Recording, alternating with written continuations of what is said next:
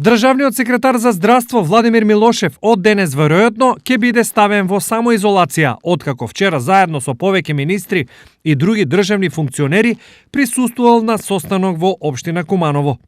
Изолацијата следува откако денес се потврди дека тамошниот градоначелник Максим Димитриевски и уште неколку членови на кризниот штаб кои присуствувале на состанокот се позитивни на коронавирусот. Во тек е епидемиолошка анкета која треба да потврди дали треба да заминам во домашна самоизолација или не. Постапката ја водат епидемиолози од Куманово.